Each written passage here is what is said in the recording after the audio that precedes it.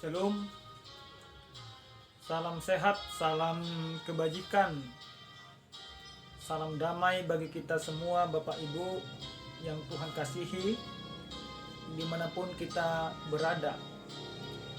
Damai daripada Kristus senantiasa menyertai kehidupan kita di masa pandemi COVID-19 pada saat ini.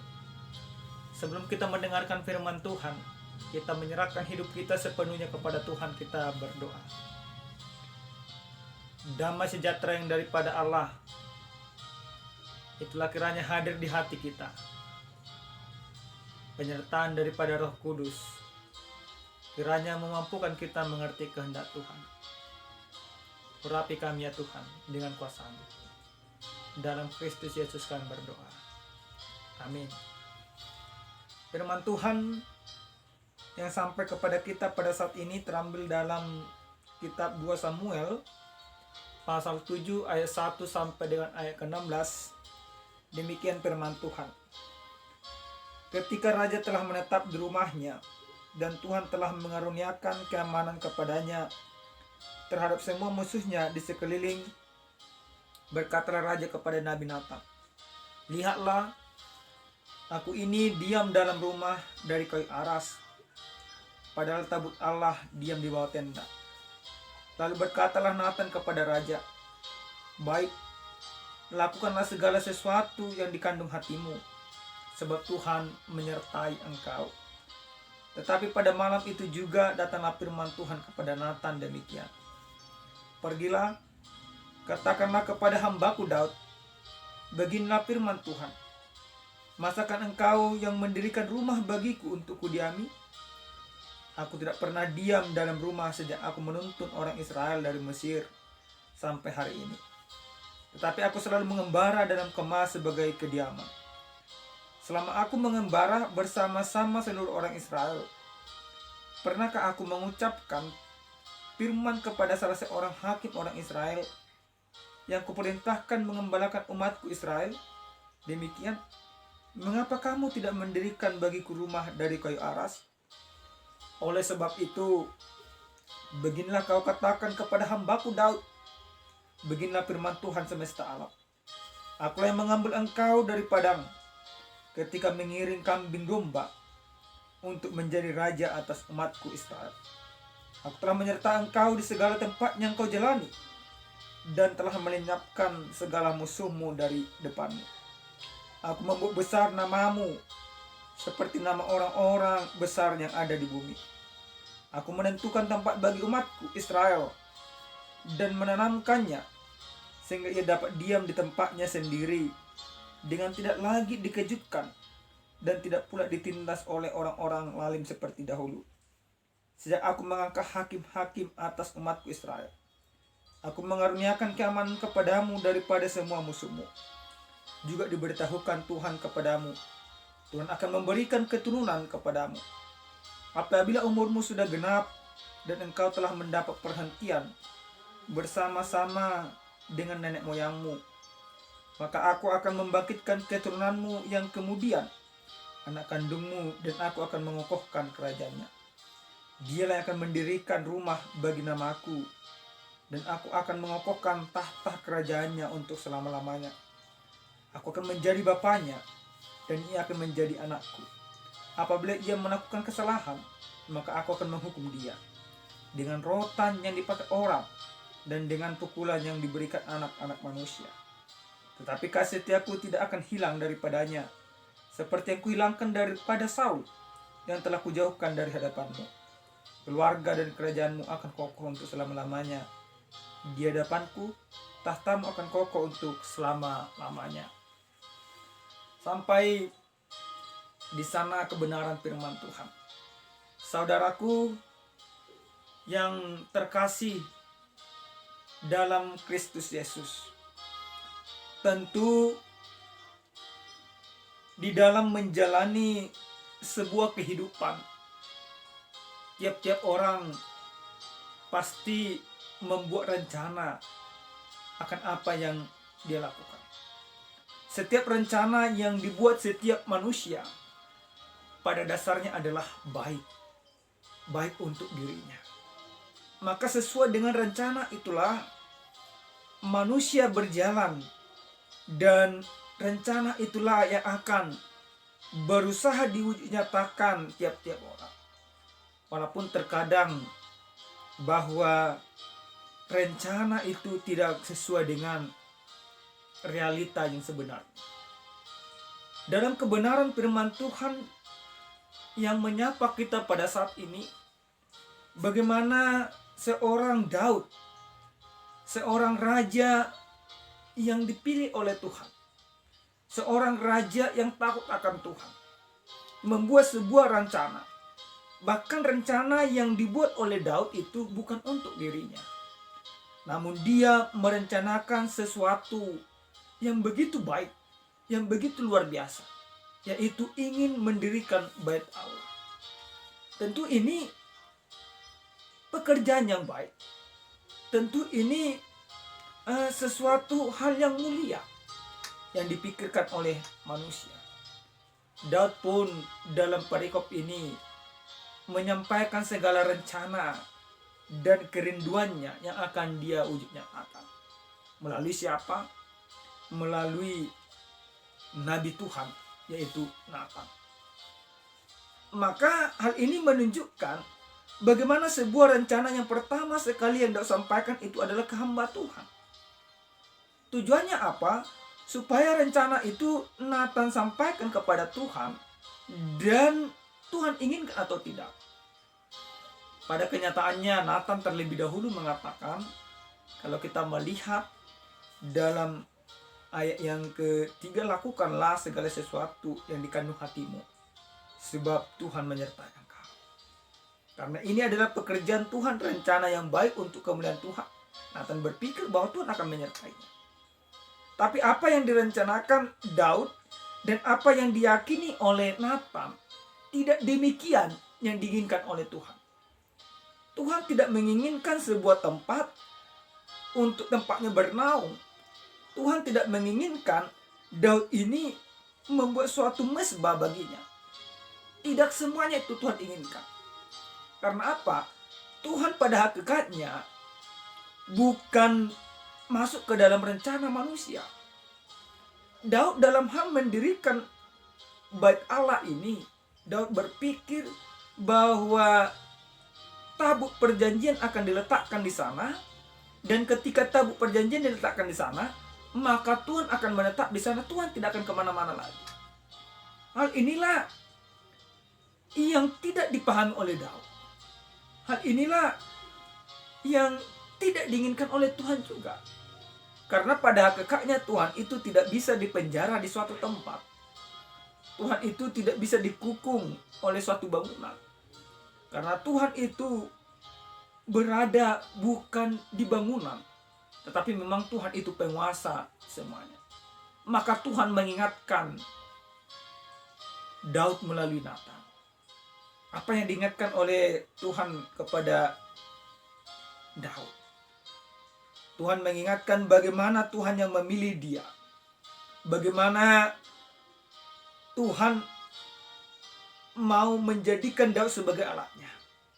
Bagaimana Daud Tuhan pakai untuk mengokohkan keadilan Allah. Hal inilah yang Tuhan sampaikan kepada Natan untuk disampaikan kepada Daud. Maka dikatakan, pergilah katakanlah kepada hambaku Daud begini firman Tuhan, masakah engkau yang mendirikan rumah bagiku untuk kudiami? Aku tidak pernah diam dalam rumah sejak aku menuntun orang Israel dari Mesir. Selama aku mengembara bersama-sama seluruh orang Israel, pernahkah aku mengucapkan firman kepada salah seorang hakim orang Israel? Tuhan tidak meminta itu. Tuhan tidak meminta bangunan yang indah, tempat yang indah. Yang Tuhan minta daripada Daud yaitu bagaimana Daud menyadari Allah yang begitu luar biasa mengangkat dia, menjadikan dia menjadi seorang raja di tengah-tengah umat Israel, umat Tuhan. Yang dahulunya Daud dari seorang pengembala domba, Tuhan jadikan menjadi seorang raja. Ini mau mengindikasikan Allah lah yang menjadikan manusia itu sebagaimana Allah inginkan. Yang artinya seperti apa?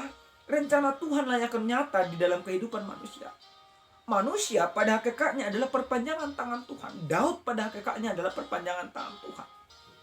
Bahkan Allah menyampaikan segala sesuatu nubuat tentang keturunan Daud.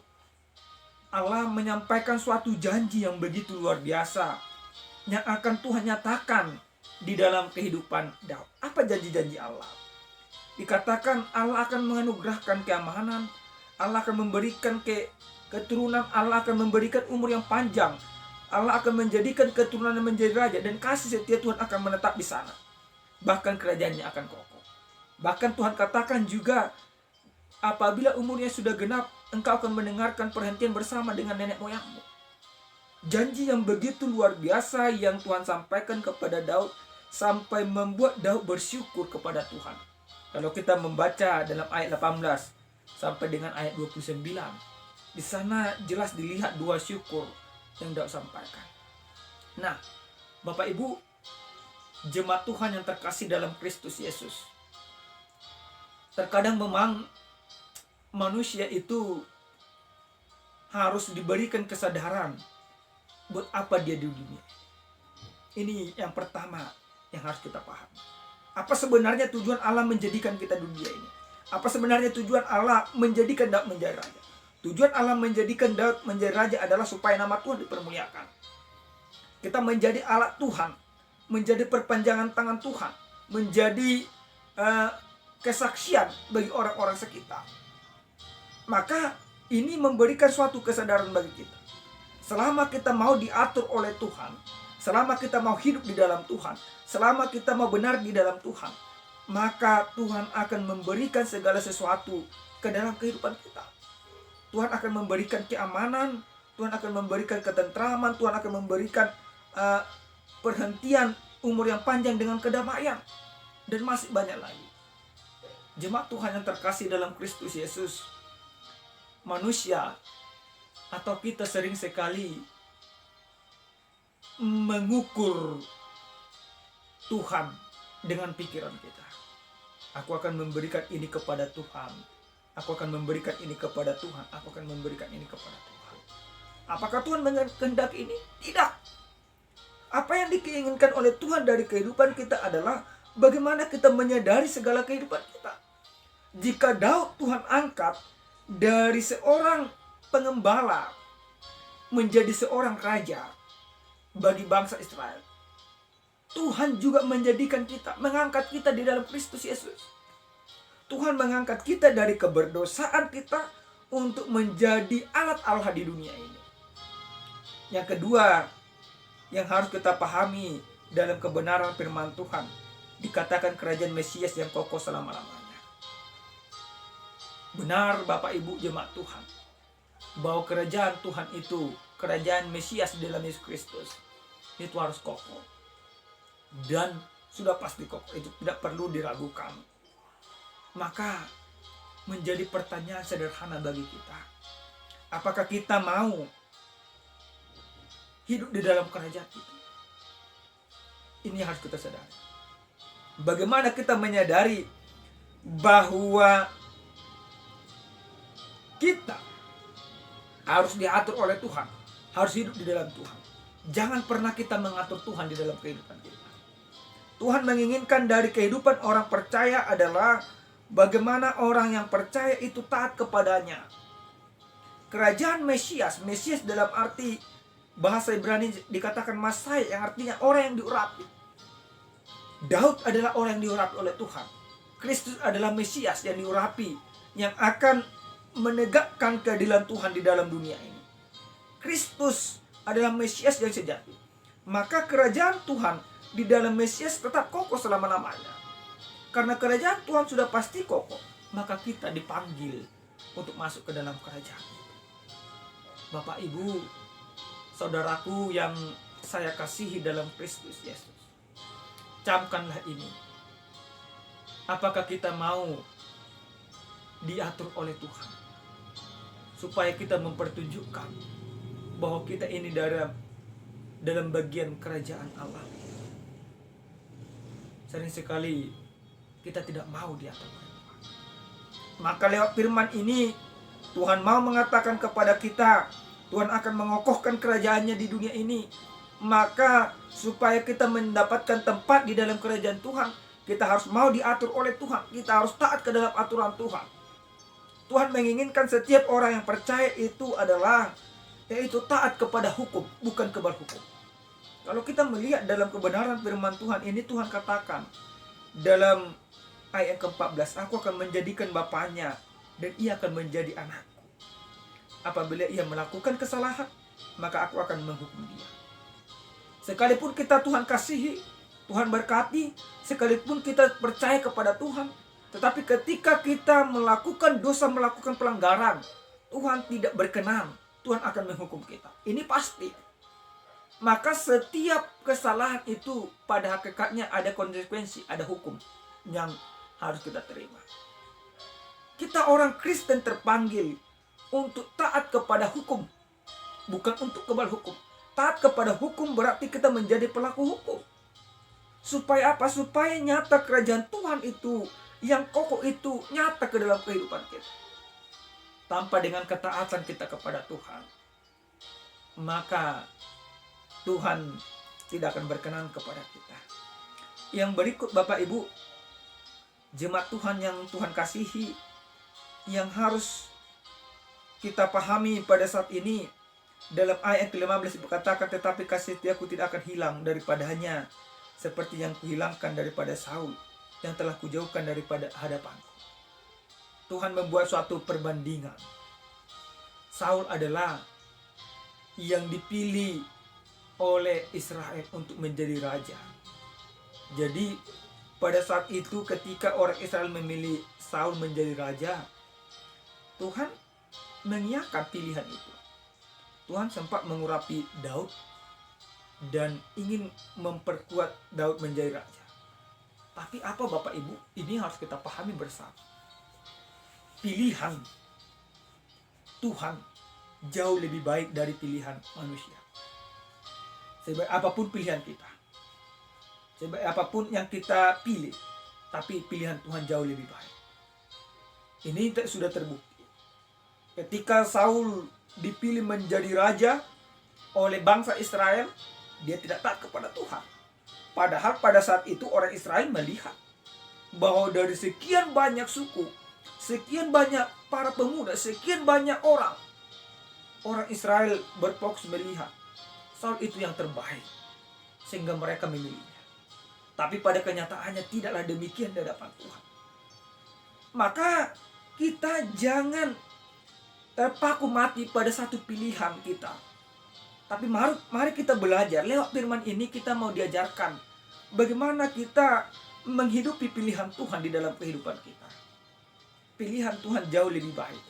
Sekalipun memang Tuhan kadang dalam membuat suatu pilihan itu yang Tuhan nyatakan ke dalam kehidupan kita tidak berjalan-jalan mulus.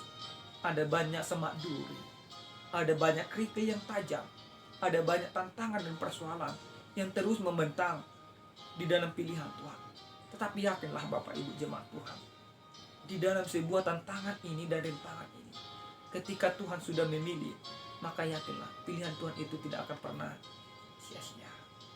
Ini mau mengingatkan kita dalam minggu Advent yang keempat ini, bagaimana kerajaan Mesias yang kokoh selama-lamanya harus kita tegakkan di dunia ini. Dengan cara apa? Dengan taat kepada Tuhan, dengan mau dipilih oleh Tuhan, dengan menjadi bagian dari kerajaan itu. Mau diatur, bukan mau mengatur. Mau taat hukum, bukan kebal hukum. Itulah orang-orang yang masuk ke dalam kerajaan kemesiasan. Kerajaan Mesias di dalam Kristus Yesus akan dikokohkan. Percayalah kepada Yesus Kristus dengan segenap hatimu, dengan segala kekuatanmu, maka kita masuk ke dalam kerajaannya. Amin, kita berdoa. Termulia namamu ya Bapa yang baik. Terima kasih atas sapaan firman Tuhan pada saat ini. Ajar kami supaya kami benar-benar hidup di dalam pilihan-Mu. Ajar kami supaya kami masuk ke dalam kerajaan-Mu. Ajar kami supaya berlaku setia ya Bapa dan berlaku benar. Ajar kami untuk melakukan segala sesuatu yang baik. Kami tahu bahwa Tuhan yang kami sembah dan kami muliakan bukan Tuhan yang mati, tetapi Tuhan yang hidup. Tuhan yang kami sembah dan kami muliakan adalah Tuhan pencipta alam. Ajari kami untuk benar-benar menjaga semuanya, Bapak. Terima kasih Bapak yang baik. Biarlah kiranya kebenaran firman-Mu membuat kami untuk semakin mengerti apa kehendak-Mu dalam kehidupan kami. Bukan kehendak kami yang harus nyata ya Bapak, tapi biarlah kehendak-Mu yang nyata. Dalam nama Yesus Kristus kami berdoa. Amin. Amin. Shalom.